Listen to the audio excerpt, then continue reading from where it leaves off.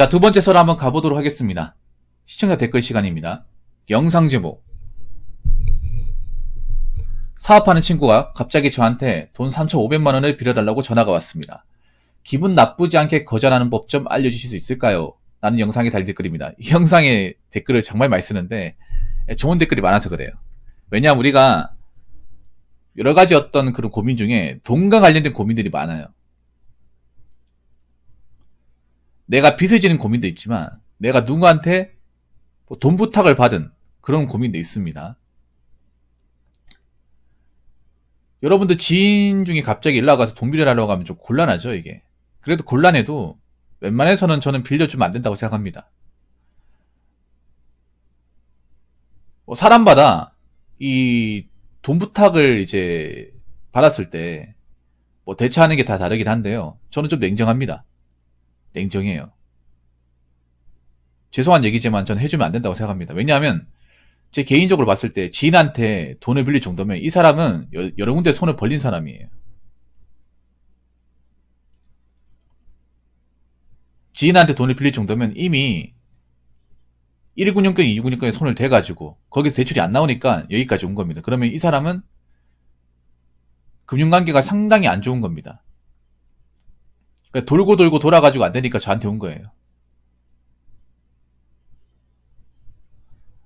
그런 상태에서 설령 이 사람한테 돈을 빌려줘도 돌려받을 가능성이 거의 없어요, 여러분. 왜냐, 좀 안타까운 얘기인데 뭐냐 하면 보통 있잖아요. 지인한테 돈을 빌리면 돈을 바로 갚는 사례는 없다고 생각하시면 됩니다.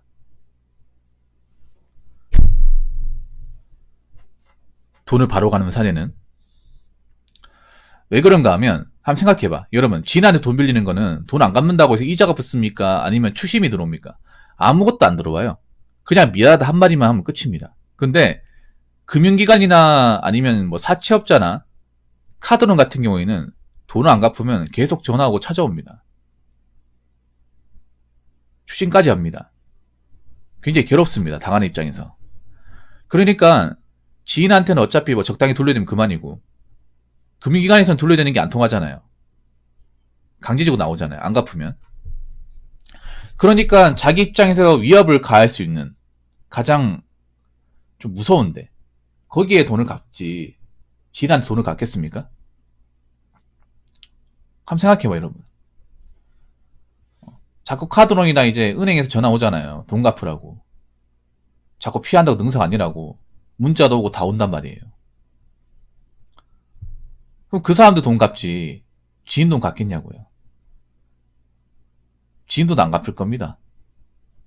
그거 해결되기 전까지는 안 갚아요. 그런 거 무지하게 많이 봤습니다, 여러분.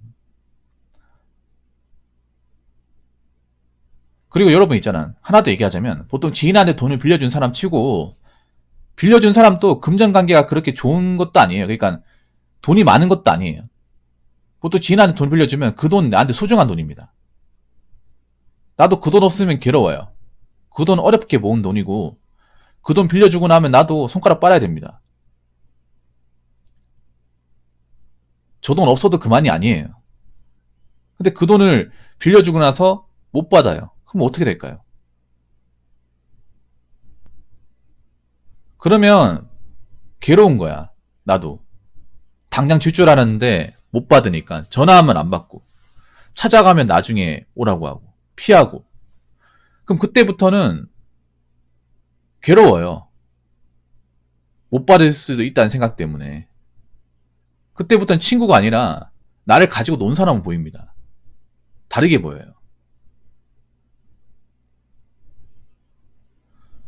그럼 그거 가지고 나중에 싸울 수도 있고요.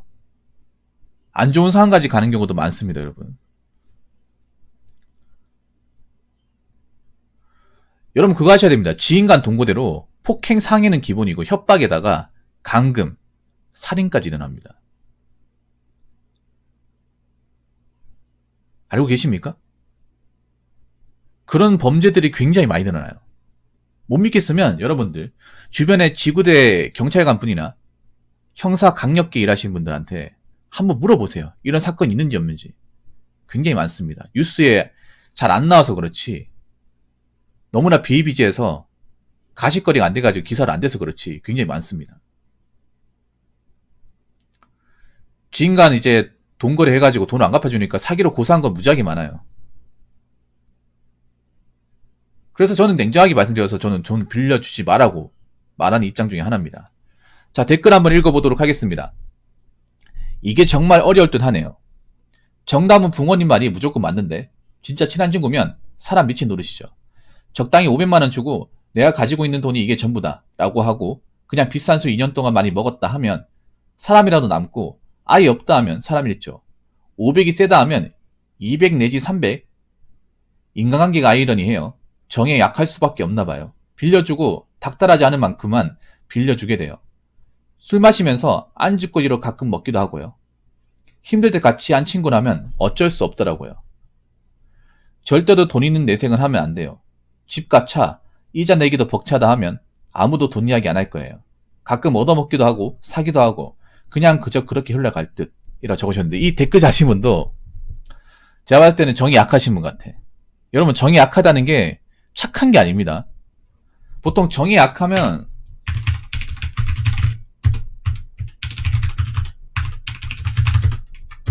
정이 많고 좋은 사람을 알고 있는데 전 이거 아니라고 생각합니다. 네. X입니다. 저는 어떻게 생각하냐? 그냥 미련하고 좀 심하게 얘기하고 멍청하고 세상 물정 모르는 사람이에요. 이렇게 얘기하니까 기분 나쁘죠? 이렇게 얘기하니까. 왜냐? 아직도 정운운하고 있어? 세상이 각박해지고 있는데? 예전에 만났던 친구가 지금도 똑같을 것 같습니까? 나이가 먹어서 시간이 지났음에도 정운운하고 싶어요? 안 그래요? 한 번 친구는 영원한 친구입니까? 친구다워야 친구죠. 친구다운 행동을 해야 친구 아닙니까? 안 그래요? 진짜 친한 친구는 사람 미칠 옷이다. 아니, 저는 그렇게 생각해요. 진짜 친한 친구면 돈 부탁 안 할 겁니다. 그런 일을 안 만들 거예요. 안 그래요? 정말 나를 소중하게 생각하면. 그러니까 친한 친구가 뭔데? 그만큼 친하기 때문에 상대방을 정말 소중하게 애틋하게 보는 게 친한 친구 아닙니까? 근데 그런 친한 친구에게 마저 돈 부탁을 한다고 하면 정말 친한 친구일까? 역으로 묻고 싶네요. 자, 적당히 500만원 주고 내가 가지고 있는 돈이 이게 전부다 라고 하고 그냥 비싼 술 2년 동안 많이 먹었다고 하면 사람이라도 남고 아예 없다 하면 사람이 있죠. 사람 나오면 뭐합니까? 아니 500 주고 못 받는데 사람 나오면 뭐해? 밥 먹여줍니까? 아니 이 웃기지 않나요? 이 댓글 다시면 뭐 잘 들으세요. 500 주고 사람 나오면 뭐합니까? 오히려 그 사람 남았기 때문에 더 괴롭지 않습니까? 왜냐하면 그 사람 볼 때마다 500만원 생각날 텐데.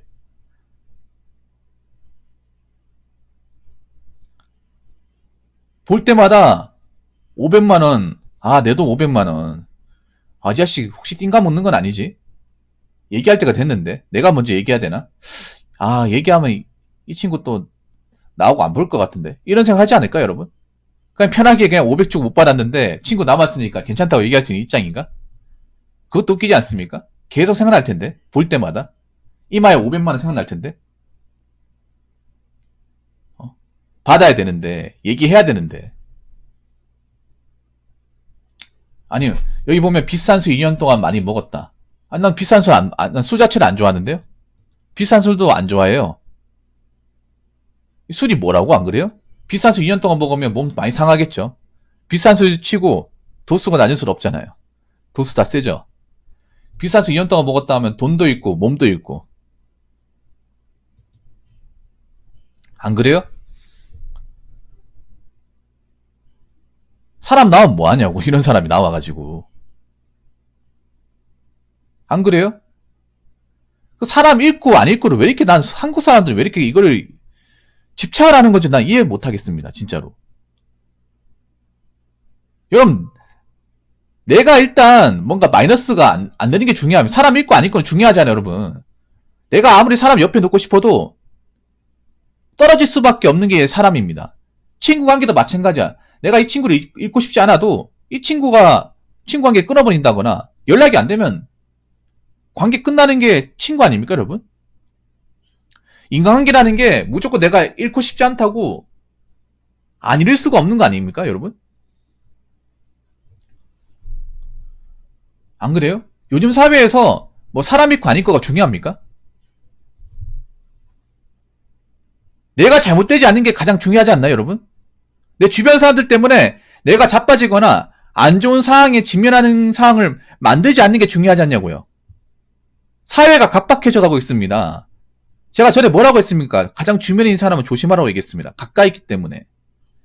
그 가까이 있는 사람이 평소에는 멀쩡할지 모르겠지만 경제가 안 좋아지고 앞가림 못하게 되면 그 가까이 있는 사람이 오히려 안 좋을 수 있다는 얘기를 제가 분명히 말씀드렸습니다. 이렇게 얘기하니까 좀 저를 굉장히 뭔가 뭐 냉인하를 보시는 것 같은데 정말 세상이 그렇게 됩니다, 여러분. 앞으로 보세요. 가까이 있는 사람들 중에 그래도 앞가림하고 열심히 사는 사람 괜찮겠지만 그렇지 못한 사람도 있다고, 여러분. 그렇지 못한 사람이 주변에 있으면 그 사람이 정상적으로 살까요?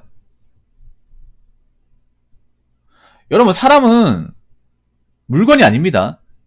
내 옆에도 있을 수 있지만 언젠간 떠날 수도 있습니다. 그거 내 마음대로 안 됩니다, 여러분. 까짓거 돈 빌려준다고 사람 옆에 두고 하는 게 뭐가 중요합니까, 여러분? 정이 약할 수밖에 없냐 말이에요. 여러분, 정이 약한 건 약점입니다. 굉장한 약점입니다. 정이 약한 사람 치고 인간관계에서 갑이 되는 건 나 본 적이 없습니다.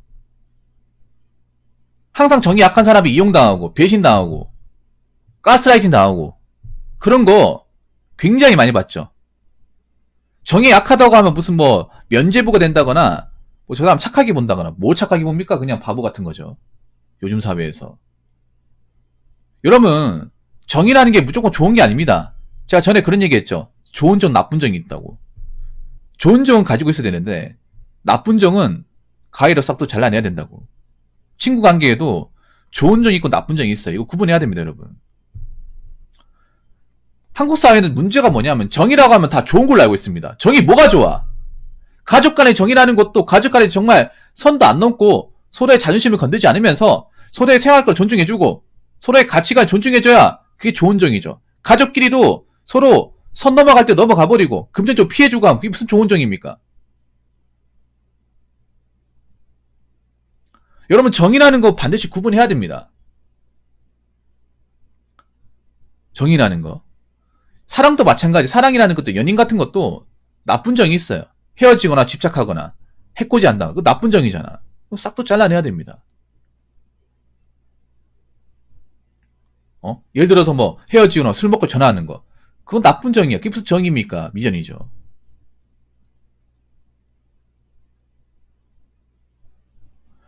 그런 친구를 잃어도 됩니다. 잃어도 살아가는데 아무 지장 없어요, 여러분. 친구 잃는다고 해서 살아가는데 크게 지장 없습니다. 오히려 그런 친구 옆에 두면 내 삶이 곤란해져요. 신경 쓸 게 더 많아집니다. 우리나라가 유독 있잖아. 이런 대의명 뭐 정 같은 걸 굉장히 많이 따지는데 모르겠습니다. 아직 매운맛을 안 당해봐서 그래요. 매운맛을. 나는 솔직히 정운운한 사람 치고 좋은 사람 본 적이 없습니다. 정 따지는 거 치고 의리 따지는 거 치고 정말 좋은 사람 본 적이 없어요. 힘이 된 사람 본 적이 없습니다.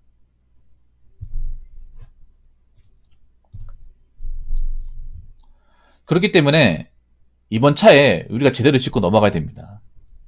정말 좋은 정이 무엇인지, 정에 약한 게 내 인생에 좋은 건지 다시 한번 살펴봐야 됩니다. 무슨 말인지 아시겠죠? 자, 이상으로 두 번째 썰 마치도록 하겠습니다.